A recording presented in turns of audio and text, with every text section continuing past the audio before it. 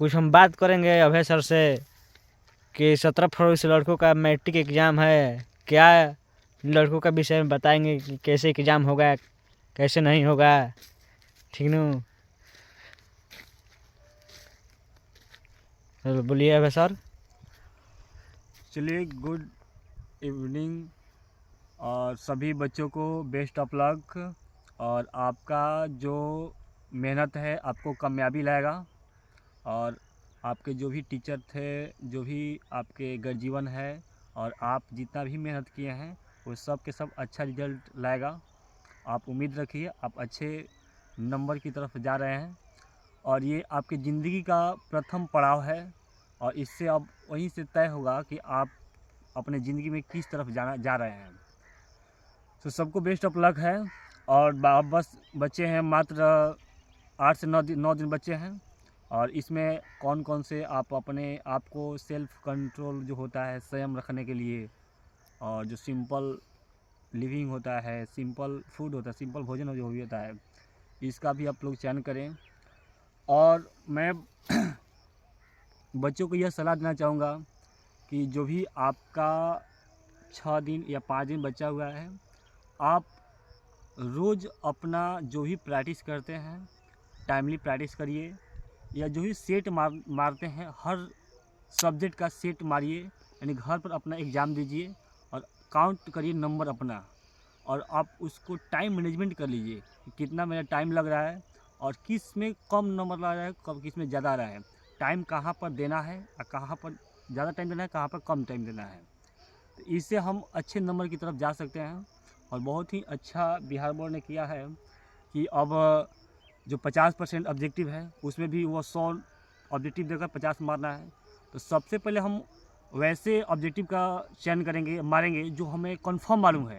Answer confirm मालूम होगा तो उससे पहले कंफर्म वाले को मारेंगे। उसके बाद यदि मान लेते हैं 100 में बच्चा तो कितना भी नहीं पढ़ा होगा ना, फिर भी उसको 30 या 35 कंफर्म मार देगा। कोई भी सब्जेक्ट हो सकता है, 100 में मारना है ना, तो 30 या 40 मार लेंगे, जो भी 35 है।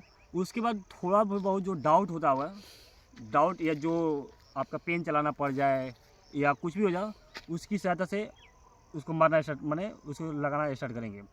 और बच्चों को ये ध्यान रखना चाहिए कि कभी भी पेपर मिलता है तो 15 मिनट एक्स्ट्रा टाइम मिलता है। और वह 15 मिनट जो टाइम है ना, वे आपको पेपर पढ़ने के लिए ही मिलता है। और वह समय आपको पेपर पढ़ने में लगाना है, क्योंकि पेपर बिना पढ़े हुए आप किसी का भी अच्छा से लिख नहीं सकते हैं। और जब शुरू से अंत तक आप पेपर पढ़ लेते हैं तो कन्फर्म रूप से आपको 2 या 3 या 4 नंबर का आंसर उस प्रश्न में ही मिल जाता है। तो इसलिए बच्चों को सबसे पहले क्या करना चाहिए, पेपर पूरा पढ़ना है। 15 मिनट का समय लगा, पेपर को पूरा पढ़ना है। और जो आंसर कन्फर्म मालूम होता है उसे टिक करना है, जो कन्फ्यूजन होता है उसको थोड़े समय के लिए छोड़ देना है। और जब पेपर पूरा ख़त्म हो जाएगा तो जो भी थोड़ा सा कन्फ्यूजन होता है उसको हल करेंगे। और ऐसे जाते जाते मान लीजिए 5 या 6 नहीं बन पाता है तो अंतिम में सब पूरा पढ़ रहे हैं ना, तो अंत में पक्का है कि वो बन ही जाएगा। मैंने थोड़ा अपना जो मैथमेटिक्स जानते हैं या जो भी ट्रिक जानते हैं, जो भी आपका टीचर बताए हैं, गर्जियन बताए हैं, बड़े भाई बताए हैं या बहन बताइए, उससे मर्जी हो जाएगा। तो जो भी 1.5 घंटे का समय मिलता है ऑब्जेक्टिव रखने का, उसमें लगा लीजिए। और उसके बाद जो सब्जेक्टिव आता है, तो सब्जेक्टिव में सबसे पहली बात है आपकी राइटिंग। आपकी राइटिंग फ्रेश होनी चाहिए, एक दूसरे से सटी होनी नहीं चाहिए। और क्योंकि राइटिंग एक ऐसा चीज़ है ना, राइटिंग एक माध्यम है। राइटिंग एक माध्यम है, एक एग्जामिनर और एक जो एग्ज़ाम देने वाला छात्र है उसके बीच का एक माध्यम है कि आप क्या जानते हैं, कितना आपके पास ज्ञान है, राइटिंग ही बताएगा। यदि आप कितना भी लिख लेंगे, लेकिन यदि राइटिंग एग्जाम को समझ में नहीं आएगा तो वो कभी भी आपको अच्छा नंबर नहीं दे पाएगा। तो इसलिए अच्छी राइटिंग में अपने सब्जेक्टिव आंसर को लिखें। और जितना नंबर में कर रहा है, मैंने यदि मान लीजिए 120 वर्ड में कर रहा है या 250 में कर रहा है या 20 या 40 वर्ड में, तो उतना में ही दीजिए। आपको ओवर राइटिंग नहीं करनी है, आपको काट छाट नहीं करना है।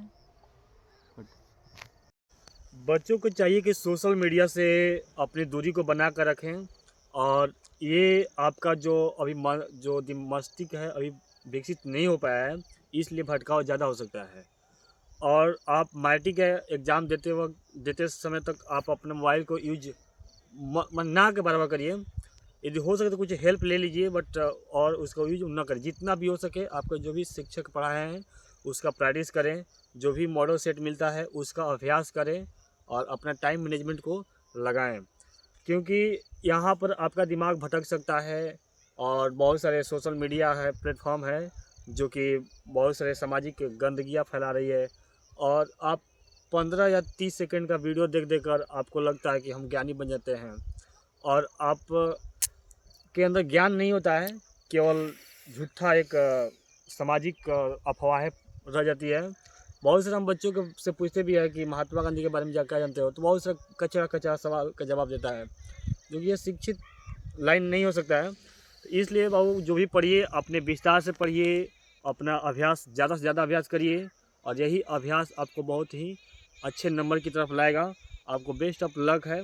और जितना अभी क्या करिए ना, आपका जो नींद है, नींद को भी आपका बना कर रखिए।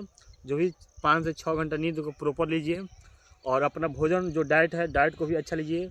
जो भी मांस मछली या छन्ना हुआ, या जो मार्केट में जो बाज़ार से दुकान पर मिलता है फास्ट फूड, उसको आप लोग मत खाइए।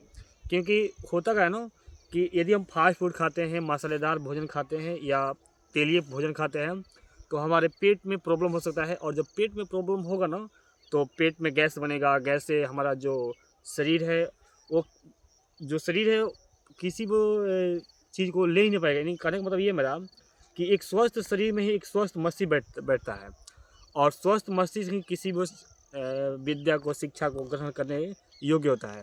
यानी मेरा पहला यही है कि अपने शरीर को स्वस्थ रखें, क्योंकि आप कितना भी पढ़ लिख जाएंगे, यदि शरीर स्वस्थ नहीं रहेगा तो आप कुछ भी नहीं कर सकते हैं।